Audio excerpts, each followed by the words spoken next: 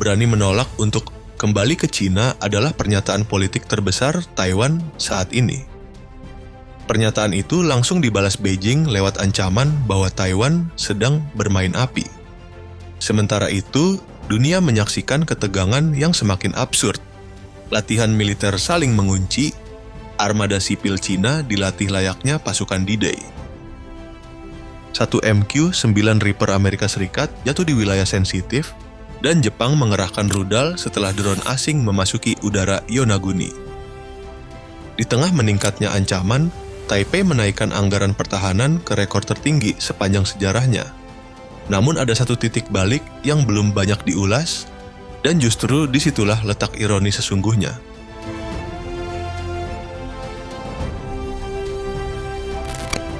Langkah Taiwan menggelontorkan dana sekitar 40 miliar dolar Amerika Serikat atau setara 665 triliun rupiah menunjukkan tekad Taipei membangun proyek besar yang banyak analis sebut sebagai Taiwan Dome, sebuah sistem pertahanan terpadu untuk menghadapi ancaman invasi Cina. Pengumuman Presiden Lai Ching-te muncul bersamaan dengan peringatan Pentagon bahwa Xi Jinping telah menugaskan Tentara Pembebasan Rakyat bersiap menyerang Taiwan pada 2027. Tahun yang kini menjadi bayangan strategis seluruh perencanaan militer Taiwan. Dalam paket anggaran tambahan 2026 sampai 2033, Taiwan membeli sederet perangkat militer utama dari Amerika Serikat. Rudal pertahanan udara, amunisi presisi jarak jauh, modernisasi jet tempur, peningkatan radar, serta infrastruktur komando dan logistik.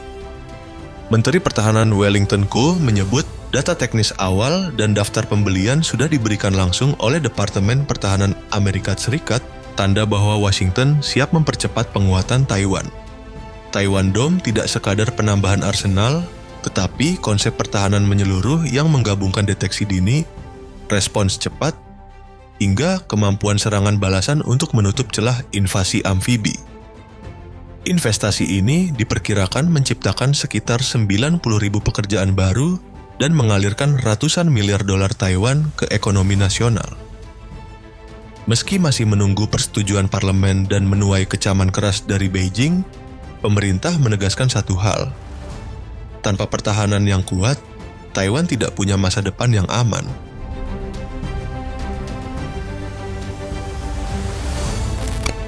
Saat Taiwan memperkuat anggarannya, Beijing justru memperlihatkan bagaimana investasi militernya diarahkan ke satu skenario. Invasi yang benar-benar bisa dijalankan.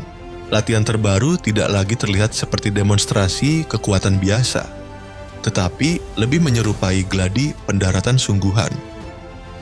Dalam beberapa tahap latihan, kapal sipil besar tiba-tiba berubah menjadi alat angkut militer.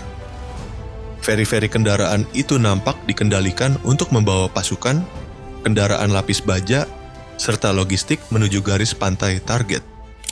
Citra satelit memperlihatkan manuver ini berlangsung terkoordinasi layaknya operasi pendaratan besar. Banyak analis langsung mengaitkannya dengan pola serangan mirip D-Day. Kuantitas besar untuk mengirim gelombang pertama pasukan secepat mungkin. Ada tahap lain yang lebih mengkhawatirkan. Tongkang raksasa dirancang untuk menurunkan peralatan berat di pantai dangkal, sekaligus menyusun modul dermaga terapung yang saling tersambung. Analisis terbuka menyebut bahwa rancangan ini memungkinkan Cina membangun dermaga modular hanya dalam hitungan jam, sehingga pasokan amunisi dan kendaraan dapat terus mengalir tanpa terlebih dulu menguasai pelabuhan utama. Kemampuan yang dianggap sangat penting dalam operasi invasi. Dan puncaknya, muncul kapal serbu amfibi modern Type 076 Sichuan. Kapal dengan bobot lebih dari 40.000 ton ini dirancang mengangkut drone, helikopter, kendaraan amfibi, hingga pusat komando untuk operasi lintas pantai. Uji coba navigasi Sichuan terjadi tepat di tengah sorotan dunia terhadap peningkatan kekuatan militer Cina, memberikan sinyal kuat bahwa Beijing kini memasuki tahapan kesiapan yang jauh lebih serius.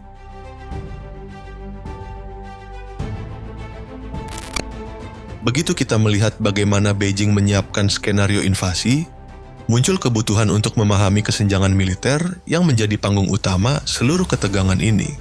Pada tahun 2025, kekuatan Cina dan Taiwan menampilkan jurang yang sangat lebar di hampir setiap aspek, terutama anggaran, jumlah pasukan, serta aset tempur darat, laut, dan udara. Dari sisi keuangan, Cina menghabiskan lebih dari 266 miliar dolar Amerika Serikat. Sedangkan Taiwan hanya sekitar 19,7 miliar dolar Amerika Serikat. Selisih lebih dari 13 kali. Dampaknya langsung terlihat pada kecepatan modernisasi, produksi persenjataan, dan kemampuan pelatihan jangka panjang. Dari jumlah personel, Cina memiliki sekitar 2,03 juta pasukan aktif, sementara Taiwan hanya 215.000. Taiwan memang unggul dalam cadangan sekitar 2,31 juta. Namun, kesiapan tempur serta rotasi pasukan tetap berada di pihak Beijing. Lebih jauh lagi, populasi dan tenaga kerja Cina memberi basis mobilisasi yang jauh lebih kuat. Pada kekuatan udara, Angkatan Udara Tentara Pembebasan Rakyat mengoperasikan sekitar 3.309 pesawat dengan 1.212 jet tempur. Taiwan memiliki 761 pesawat dan 285 jet tempur. Keunggulan Cina dalam pesawat serang khusus, tanker udara, dan jumlah helikopter membuat Beijing mampu memproyeksikan kekuatan dan logistik dalam cakupan lebih luas. Di darat, Cina memiliki sekitar 6.800 tank dan lebih dari 144.000 kendaraan lapis baja. Taiwan hanya mengoperasikan 888 tank dan 19.900 kendaraan lapis baja. Dominasi artileri Cina, baik self-propelled maupun roket, menambah tekanan dalam skenario invasi. Untuk kekuatan laut, armada Angkatan Laut Cina menjadi yang terbesar di dunia dengan 754 kapal, termasuk 3 kapal induk, 61 kapal selam, dan 50 destroyer. Taiwan hanya memiliki sekitar 97 kapal tanpa kapal induk dan hanya 4 kapal selam. Selisih ini menjelaskan kemampuan Cina untuk melakukan blokade, mengawal pendaratan, dan mengirim pasukan dalam jumlah besar. Gambaran tahun 2025 menunjukkan bahwa Taiwan menghadapi tantangan berat jika berhadapan secara konvensional dengan tentara pembebasan rakyat, sehingga strategi asimetris, pertahanan berlapis, dan bantuan sekutu menjadi kunci mempertahankan efek deteren.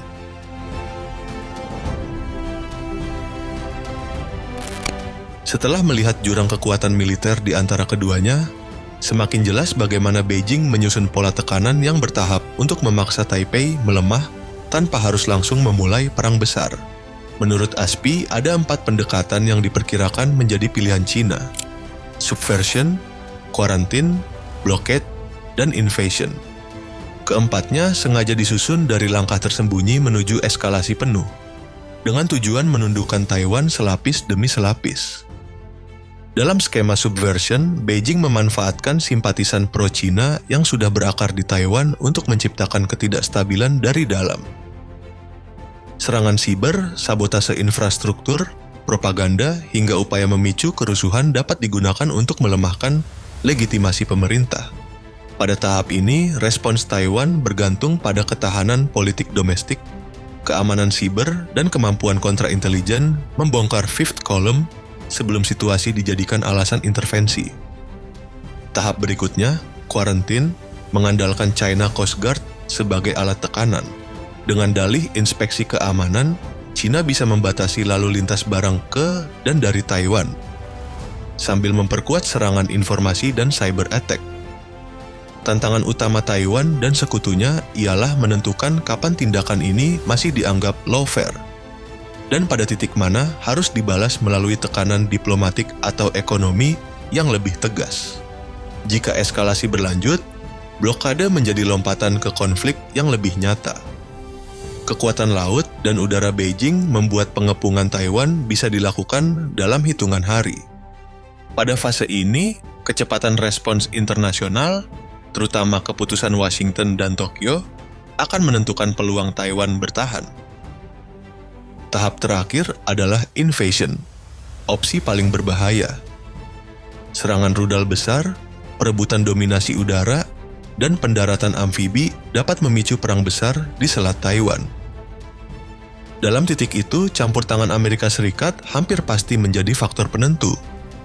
Bukan hanya bagi nasib Taiwan, tetapi juga bagi stabilitas global.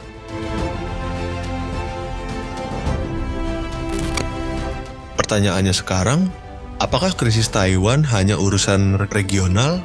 Justru sebaliknya, dinamika global mulai menambah tekanan dan membuat atmosfer konflik terasa semakin pekat. Peran Amerika Serikat kembali menjadi sorotan ketika aktivitas intelijen udara di sekitar Taiwan meningkat tajam.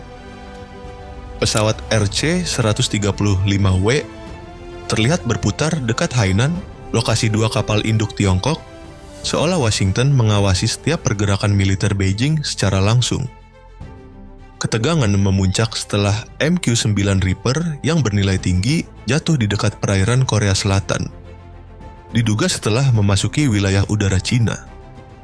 Peristiwa ini bukan sekadar kehilangan aset, melainkan bukti nyata bahwa perang bayangan dua kekuatan besar sedang berlangsung dan semakin berbahaya. Di sisi lain, Jepang, sekutu utama AS, mulai terdorong masuk lebih dalam. Tokyo mengirim sistem rudal ke Yonaguni, pulau terdekat dari Taiwan, langkah yang langsung memicu protes keras dari Beijing. Ketika sebuah drone yang diduga milik Tiongkok melintas di antara Yonaguni dan Taiwan, Jepang segera menerbangkan jet tempur. Respons cepat tersebut menunjukkan bahwa Jepang tidak lagi menjadi penonton, tetapi aktor aktif yang siap memotong ancaman udara Tiongkok kapanpun diperlukan. Jika konflik terbuka benar-benar terjadi, guncangannya bisa dirasakan ke seluruh penjuru dunia. Taiwan merupakan pusat manufaktur semikonduktor global. Gangguan di wilayah itu dapat mengacaukan rantai pasokan internasional, memicu krisis ekonomi baru, hingga melahirkan bencana kemanusiaan bagi jutaan penduduk. Dengan kata lain, Taiwan adalah poros stabilitas global.